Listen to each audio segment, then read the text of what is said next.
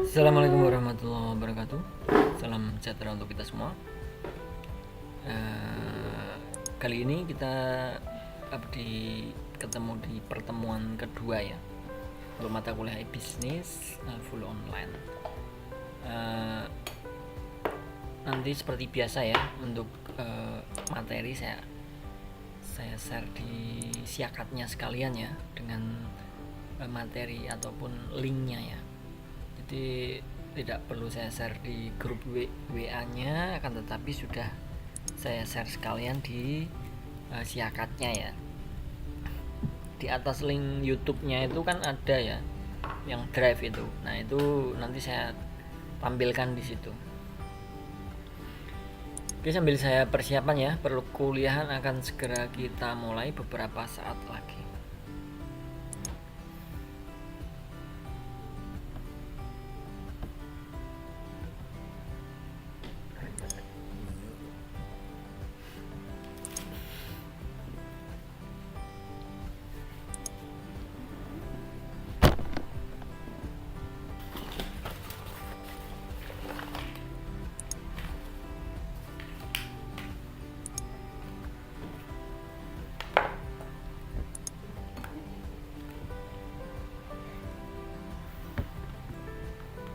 What happened?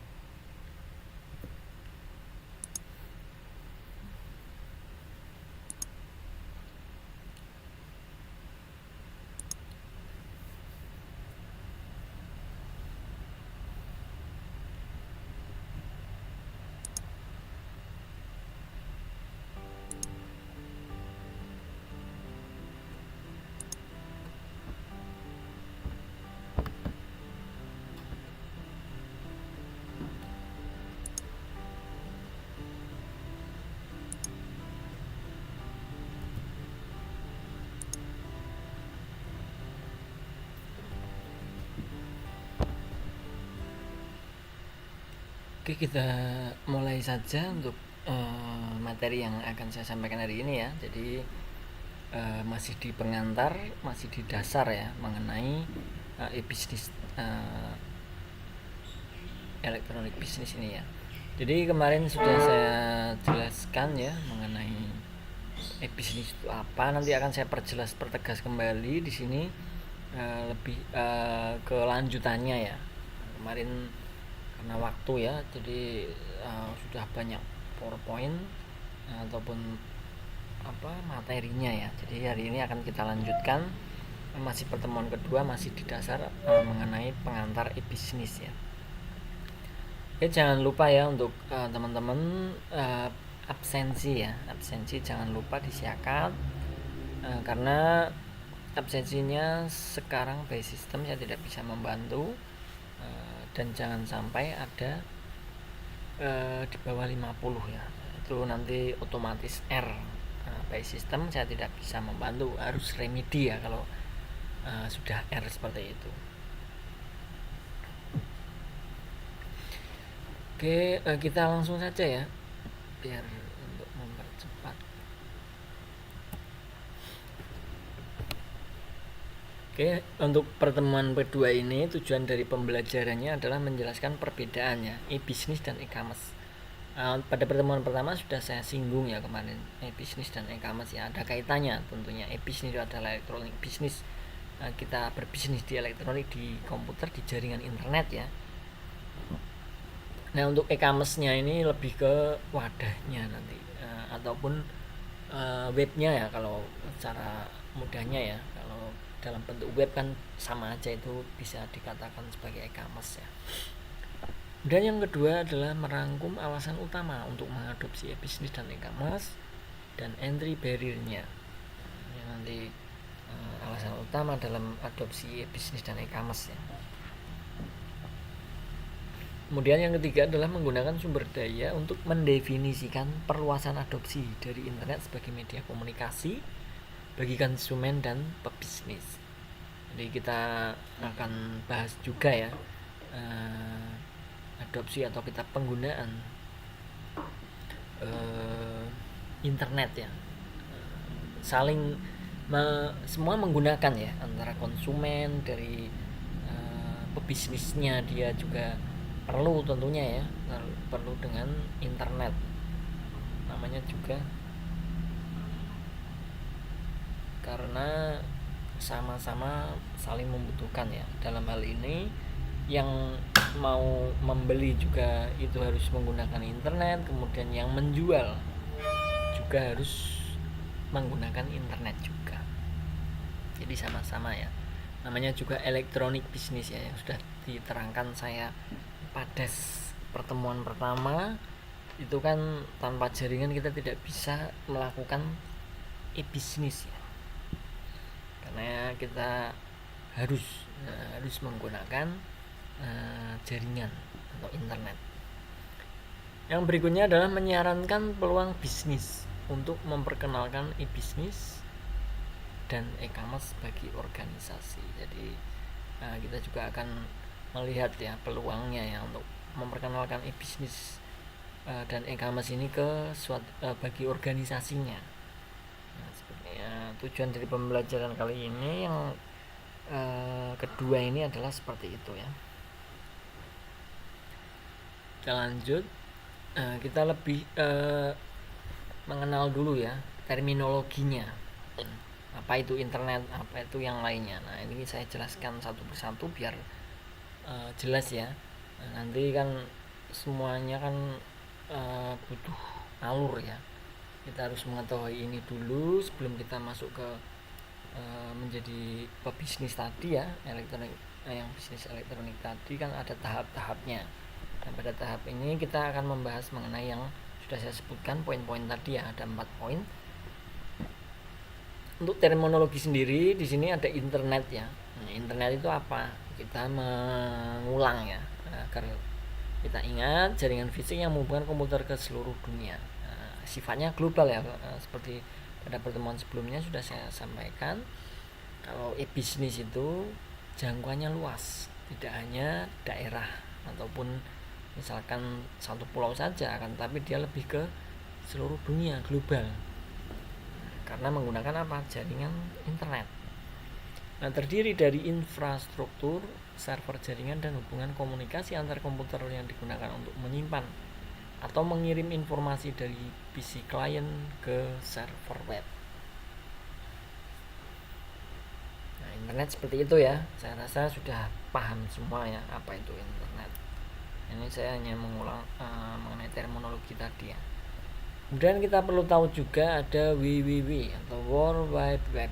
Nah, seperti yang kalian gunakan pada browser ya. Nah, setiap mungkin akan mengakses alamat atau apa itu kan kita sering menggunakan WWW ya.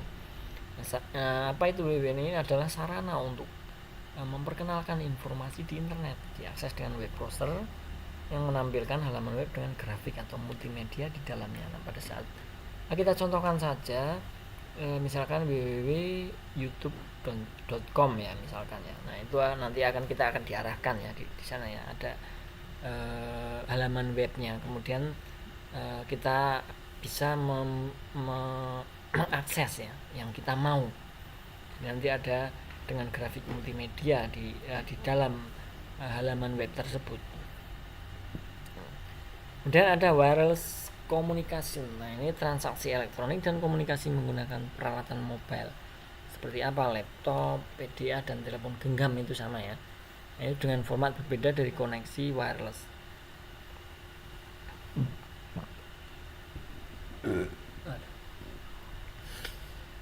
Dan ada disruptive internet technologies atau DIT. Pendekatan komunikasi terbaru berbasis internet yang mengubah cara pertukaran informasi produk yang berdampak pada basis persaingan di pasar.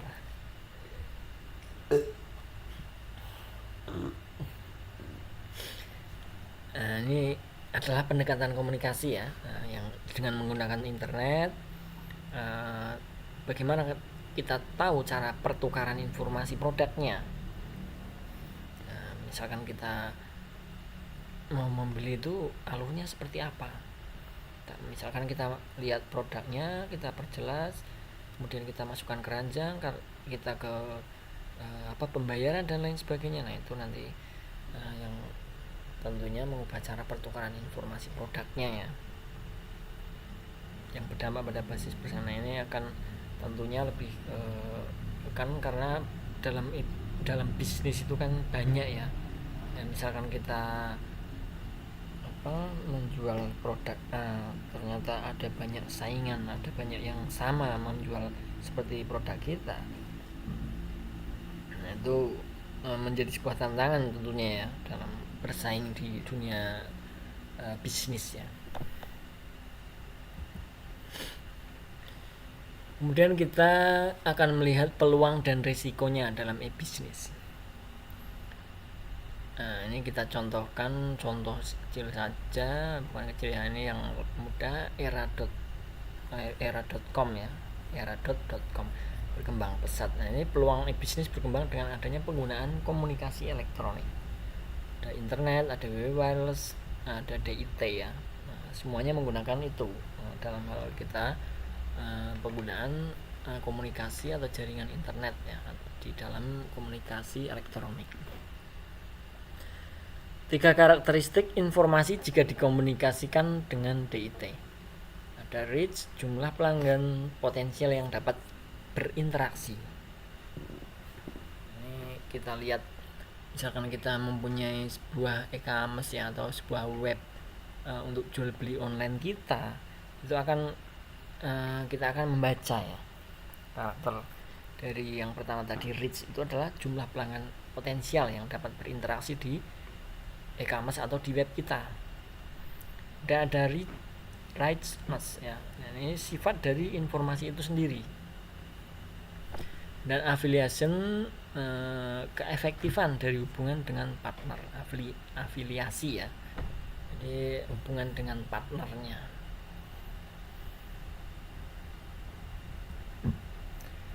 Resiko e-bisnis bervariasi dari resiko strategis hingga ke resiko praktis ya. Jadi dalam bisnis itu tentu ya pasti ada resiko. Tidak bisnis apapun yang konvensional pun itu pasti ada sebuah resikonya ya. Untuk resiko yang strategis itu sendiri adalah salah membuat keputusan terhadap investasi e-bisnis.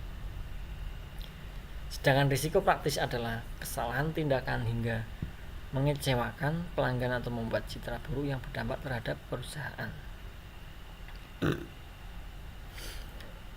Jadi bisa membedakan ya antara risiko strategis dan risiko praktis ya.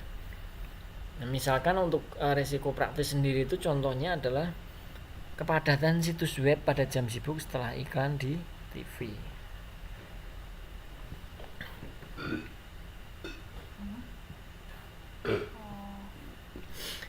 Jadi itu akan mengecewakan pelanggan ya. Misalkan pelanggan tersebut mengakses web kita ya, ternyata bongkar-bongkar gitu ya, tidak lancar. Ternyata pada jam-jam sibuk seperti itu akan berdampak ya. Itu masuk ke risiko praktis. Dan contoh yang berikutnya adalah hacker menerobos sistem dan mencuri data kartu kredit. Nah ini juga masuk ke risiko praktis ya. Jadi walaupun sistem kita di e-commerce atau webnya itu adalah sudah kita masukkan sebuah security ya, atau keamanan untuk transaksi, terkadang masih aja ya ada kasus hacker yang menerobos sistem sistem di e-commerce tersebut dan mencuri data kartu kreditnya atau yang lainnya ya. Nah, itu yang menjadi sebuah ancaman yang bahaya ya, kalau bisa dikatakan seperti itu serius. Yang berikutnya contohnya adalah perusahaan mengirimkan email tanpa permisi ke pelanggan sehingga mengganggu privasi mereka. Ini juga menjadi sebuah risiko ya. Risikonya nanti pelanggan itu jadi merasa terganggu dan mereka merasa kok tidak ada privasi ya. Sedangkan kita seharusnya bagaimana caranya ya menghubungi pelanggan itu dengan cara yang berbeda tanpa seperti itu ya, karena itu akan membuat orang terkadang curiga, ini kok begini misalkan ya, jadi nanti malah kesannya seperti penipuan seperti itu, takutnya itu masuk ke risiko praktis. Yang contoh berikutnya ya, nah ini di sini adalah problem ya dalam mengirimkan barang berdasarkan pesanan online. Nah ini sering ya, kalau masalah hal seperti ini itu memang sering problem atau masalah dalam pengiriman barang berdasarkan pesanan online. Contohnya apa? Banyak ya. Misalkan telat, kemudian barang yang tidak sesuai dan lain sebagainya. Nah itu resiko praktis ya. Oleh karena itu kalau di marketplace atau jual beli online yang sudah benar-benar menjaga kualitas, itu pasti mereka akan memperhatikan hal tersebut ya, bagaimana agar konsumen tidak kecewa, karena sekali kecewa saya rasa dia tidak akan berbelanja di web kita lagi atau di e-commerce kita lagi. Dan kemungkinan yang paling parah adalah mereka akan memberikan informasi ke orang lain bahwa di web atau di e-commerce kita itu ternyata pelayanannya buruk, kemudian tidak sesuai dengan apa yang diiklankan ya, misalkan seperti itu. Nah itu takutnya seperti itu. Oleh karena itu ada ya sebenarnya langkah-langkah agar bagaimana menjaga nama ya atau image di e-commerce kita atau di perusahaan kita. Nah itu adalah risiko ya, risiko, contoh dari risiko praktisnya. Mudah dipahami ya, nanti bisa dipelajari kembali. Misalkan ada pertanyaan silahkan ya ditanyakan. Untuk risiko terhadap pandangan bisnis, kita lihat risiko e-commerce atas penyalahgunaan dan kegagalan sistem ya. Nah, misalkan kerugian finansial karena kecurangan, nah ini juga perlu diwaspadai ya.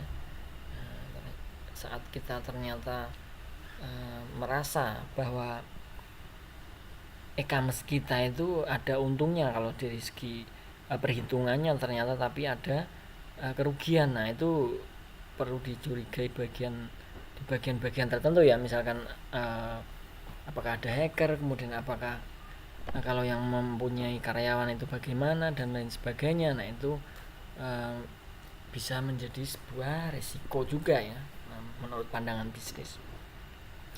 Kemudian pencurian informasi yang berharga, sama ya dengan adanya orang yang tidak bertanggung jawab bisa masuk ya, seperti halnya hacker masuk ke sistem kita kemudian mengobrak-abrik ataupun mencuri informasi yang ada di dalamnya, di dalam database ya. Nah, ini memang dalam hal keamanan di sebuah e-commerce itu sangat penting sekali ya. Jangan menghemat keamanan akan tetapi nanti malah menjadi kerugian, itu takutnya seperti itu. Harus benar-benar dibentengi ya, semacam benteng karena untuk security tersebut ya. Jadi macam-macam ya, ada banyak keamanan di dalam web ataupun di jaringan tersebut. Bisa mengambil yang terbaik ya, apalagi kalau sudah sebentar.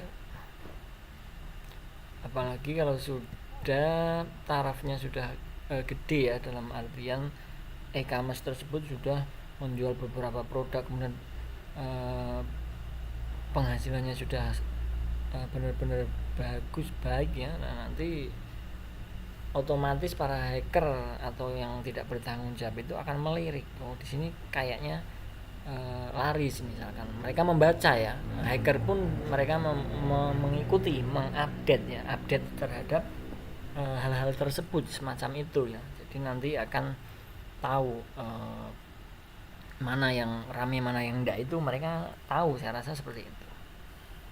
Kemudian kehilangan kesempatan bisnis karena gangguan pelayanan. Nah, ini juga masuk tadi ya ke risiko ya, menurut pandangan bisnis kalau yang ini tadi. Nah, ini adalah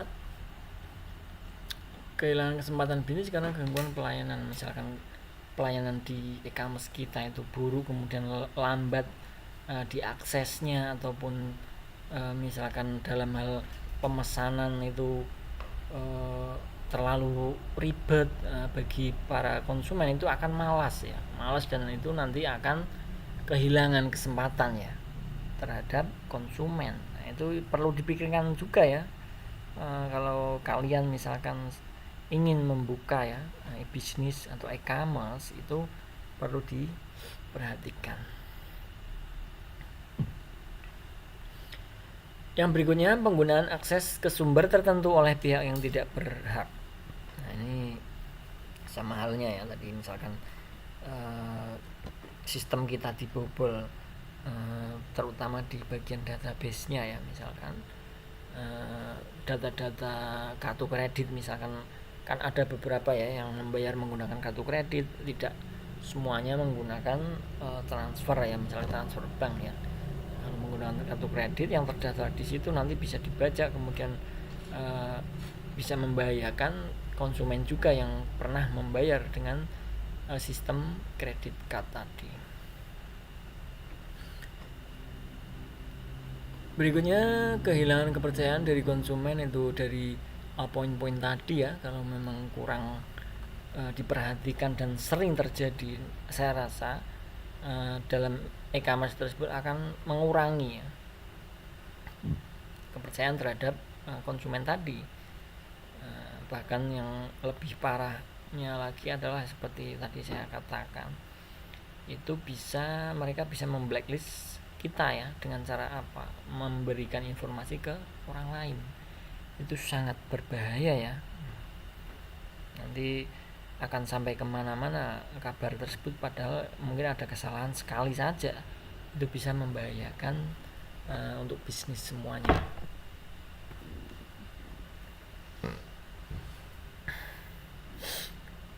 Dan kerugian lainnya yang tidak terduga banyak ya. Dari resiko-resiko kita berbisnis itu sebenarnya selain daripada yang sudah saya sebutkan, itu sebenarnya banyak. Mungkin kalau kalian mau menambahkan informasi mengenai hal itu, silahkan ya, ditambahkan boleh, nanti akan lebih lengkap, lebih bagus ya. Karena saya memberikan poin-poinnya saja ya. Untuk ini kalian boleh mengembangkan ya materi yang dari saya itu, ditambahkan yang belum lengkap, kemudian yang belum ada keterangan dan lainnya, silahkan. Itu akan menambah wawasan kalian ya secara pribadi ya.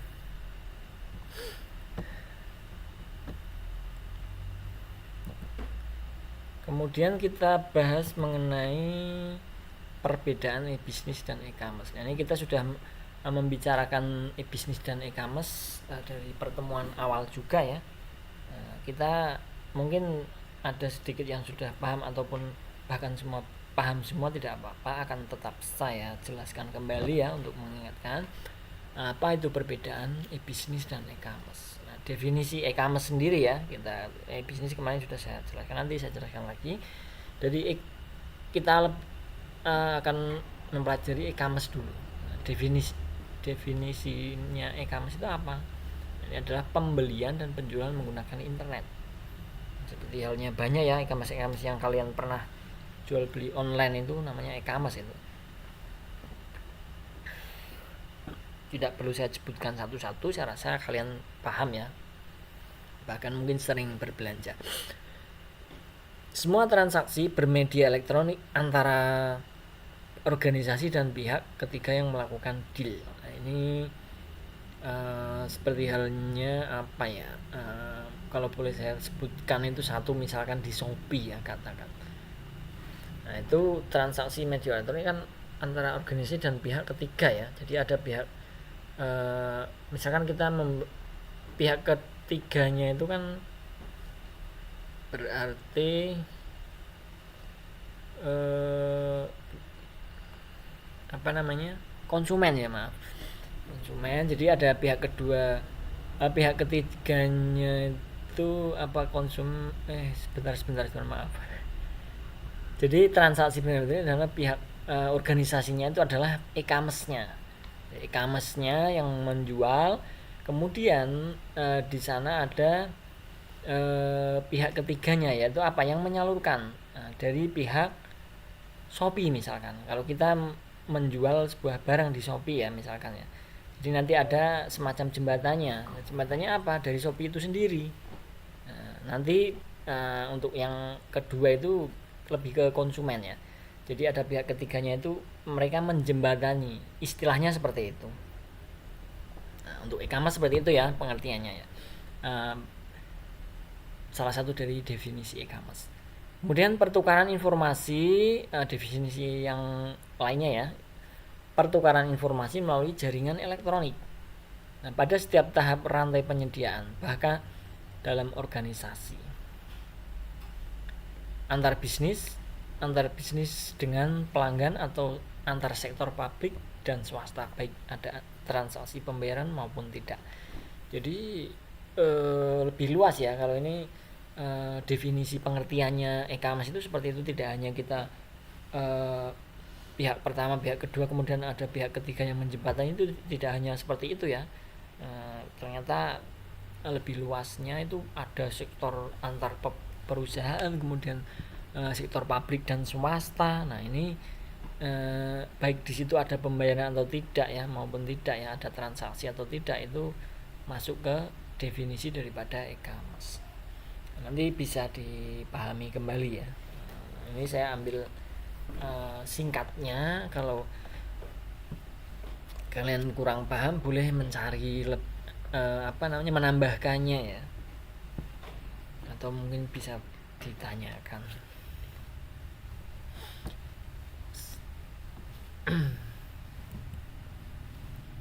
Nah di sini ada grafik, kita lihat gambar di sini ya. Sebentar, ada e-commerce misalkan di sini e-commerce ya. Nah, ini ada intranet, ini adalah servernya, Cellset e-commerce. Nah, ini adalah penjualnya di sini. Internet dan extranet ini adalah jaringannya. Kemudian Byset e-commerce ini adalah pembelinya. Nah, di sini ada tanda-tandanya ya. Kalau lingkaran seperti ini itu berarti pemasok di sini. Kalau kecil pemasoknya pemasok. Jadi kita pahami di sini ya. Kalau yang segitiga ini adalah perantaranya, pihak ketiga ya. Kemudian proses organisasi dan unit fungsional di sini adalah intranet, ini adalah servernya. Nah, untuk yang hijau sama ya, karena di sini adalah penjual, berarti di sini pelanggannya. Maaf, ini pembeli ya.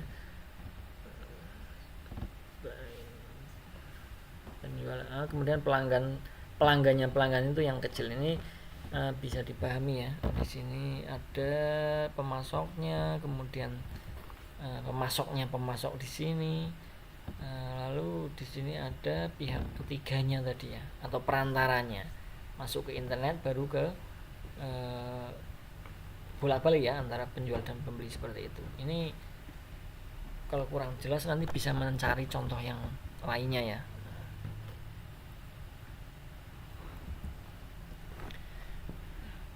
Yang berikutnya ada sell side. Sell side ini adalah sisi penjualan e-commerce ya. Sisi penjualan e-commerce tidak hanya menjual produk seperti buku dan CD, melainkan juga menggunakan teknologi internet untuk mencapai hasil optimal. Ini adalah yang berupa buku dan CD ya, lebih mengerucutnya seperti itu.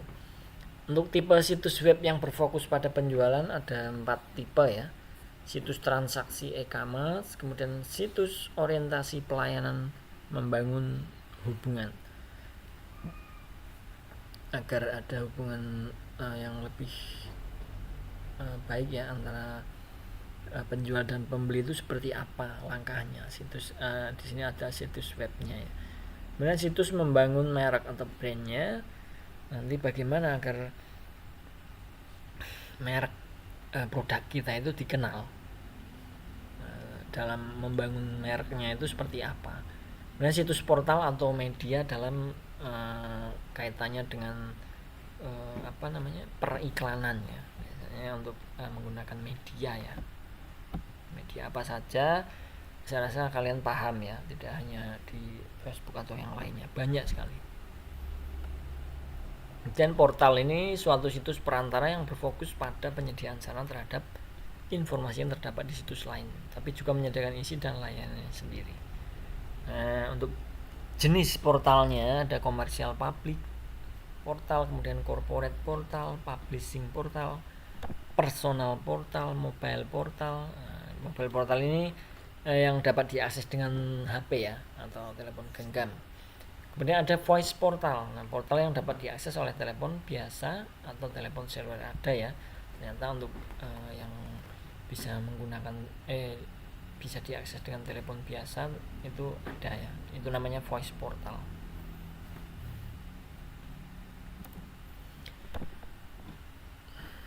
Oke, tadi kita bahas perbedaan definisinya ya. Kita lihat di sini ada perbedaan e-business dan e-commerce selanjutnya. Karena tadi sudah kita bahas mengenai e-commerce, di sini saya ulangi ya. Kita membahas e-businessnya. Jadi apa yang sudah saya terangkan dari e-commerce tadi nanti disimpulkan apa yang saya sampaikan di definisi daripada e-business. Nah, ini transformasi dari proses bisnis kunci melalui penggunaan teknologi internet. Jadi dia itu pelakunya bisnisnya apa. Sedangkan e-commerce tadi kan dia semacam wadah untuk berbisnis di jaringan internet. Kemudian yang berikutnya sesuatu jasa yang menyediakan pelayanan web kepada para klien, definisi dari IBM ya, IBM yang terkenal dulu ya. Ini tidak hanya barang saja ya, terkadang berbisnis online itu ada yang menawarkan sebuah jasa. Definisi yang berikutnya adalah dalam suatu organisasi dibedakan menjadi dua. Ada konsep yang dapat diterapkan pada strategi dan operasional. Digunakan sebagai kata sifat untuk mendeskripsikan bisnis yang dioperasikan secara online. Jadi definisi e-bisnis itu seperti itu ya. Tadi silakan nanti semacam dirangkum ya. Ternyata dipahami antara e-bisnis dan e-commerce itu definisinya seperti apa. Jadi tahu nanti perbedaannya seperti apa. Akan lebih jelasnya seperti itu. Kalau kita gambarkan seperti ini ya, perbedaan e-bisnis dan e-commerce-nya. Jadi di sini ada electronic commerce misalkan ya. EC di sini mempunyai bagian yang saling beririsan dengan electronic business. Jadi di tengahnya ini ya. Nah, electronic commerce EC tadi sama besar dengan electronic business ya. Kemudian di sini ada electronic commerce adalah bagian dari electronic business. Jadi saling keterkaitan ya, saling membutuhkan juga kalau bisa dibilang seperti itu.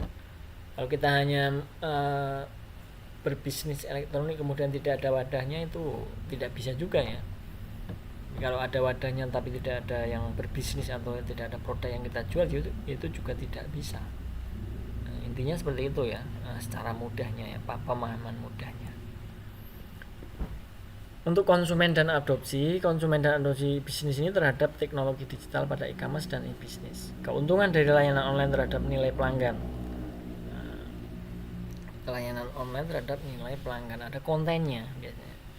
Kontennya dalam hal periklanan, kemudian customisasi untuk di e-commerce-nya ya, tampilannya, kemudian community lebih baik lagi kalau ada komunitasnya, itu lebih mudah. Dan ada banyak ya, convenience, choice, cost reduction dan lainnya. Bandingkan dengan 7CS ya, report, dan ini bisa kalian akses di report dan Jaworski 2003 ini mengenai konten community customization dan lainnya. Nanti akan lebih banyak penjelasannya ya, kalian akses di sana. Untuk halangan masuk terhadap teknologi digital pada e-commerce dan e-business, apa hambatan, termasuk hambatannya, halangan itu. Nah, halangan masuk bagi pemakai internet, tidak ada benefit yang didapatkan, kurangnya kepercayaan, kemudian problem keamanan itu yang paling sering ya. Kalau kurang safety dari penyimpanan di dalam sebuah e-commerce tersebut, itu akan menjadi sebuah halangan ya. Karena apa? Nanti akan kepercayaan konsumen itu akan menurun ya. Kemudian kurangnya keahlian dalam kita berbisnis elektronik, kemudian biaya. Nah, ini halangan masuk bagi pemakai internet dalam hal bisnis ya, dengan e-commerce. Untuk halangan masuk bagi pada e-commerce ini pada adopsi e-bisnis ya, ada akses internet, kemudian situs web atau halaman utamanya, nanti halaman masuk untuk aksesnya ya. Kemudian ada extranet, intranet telah mempunyai situs pembelian online, menggunakan internet untuk interaksi ke penguasa atau yang punya ya. Kemudian biaya, kurangnya waktu dan tenaga, kurangnya keahlian, penolakan dari staf, kesulitan mengintegrasikan sistem TI, tidak sesuai dengan bisnis, kurangnya perhatian dari manajemen, keamanan, kurang dapat dipercaya, kurangnya dukungan pemerintah, pembatasan bandwidth. Nah, ini halangan masuk terhadap teknologi digital ya, bagi adopsi e-bisnis dan e-commerce yang sering terjadi hal-hal poin-poin tadi ya, mengenai internetnya dan lain-lain itu harus stabil, misalkan dalam hal transaksi ya tentunya, biar tidak gagal dan lainnya. Untuk kerangka kerja ini ada contoh dari McKinsey ya, 7S ini. Aspek-aspek yang perlu diperhatikan dalam membangun e-bisnis adalah, nah ini bisa sebentar, ada superordinate goal. Nah, ini kalau sudah jadi ya. Jadi di sini kita lihat strateginya seperti apa dalam membangun e-bisnis ya. Perlu ya, sangat perlu untuk kita membuat strategi terlebih dahulu. Kita membuat strukturnya mengenai e-bisnis yang akan kita bangun itu mengenai apa. Kemudian beberapa yang tadi saya jelaskan juga ya, ada risiko dan lain sebagainya, itu harus terpikirkan. Kemudian sistem yang kita bangun di webnya atau di e-commerce-nya. Kemudian style di sini adalah cara penampilannya ya, front end-nya di web kita, style kita buat semenarik mungkin kalau dalam hal jual beli online atau dikatakan di web ya, untuk informasi itu harus menarik. Kemudian staff di sini ada administrator ya, ada pengelolaannya, kemudian mengenai skillnya juga perlu diperhatikan ya, dari administratornya ataupun adminnya, barulah nanti akan menjadi sebuah superordinate goal-nya ya, dalam kita membangun sebuah e-bisnis. Mengenai kerangka kerja McKinsey ini silahkan kalian akses ya, di internet banyak, agar mungkin lebih paham lagi ya penjelasan untuk mengenai kerangka kerja tersebut.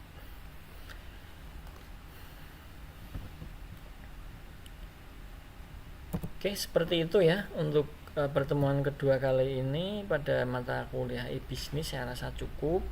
Silahkan kalau belum paham ya boleh diputar ulang ya penjelasan saya tadi, atau boleh ditambahkan dengan mencari sumber-sumber mengenai hal itu yang lebih lengkap ya, ditambahkan materi yang dari saya, kemudian disimpulkan ya, oh ternyata seperti ini ya. Kalau mau bingung misalkan bertanya ke kontak saya juga boleh ya. Oke, saya rasa cukup ya, karena sudah lumayan lama ya. Terima kasih untuk semua teman-teman yang sudah mengikuti perkuliahan ini ya, atau menyimak atau belajar bersama di perkuliahan full online ini.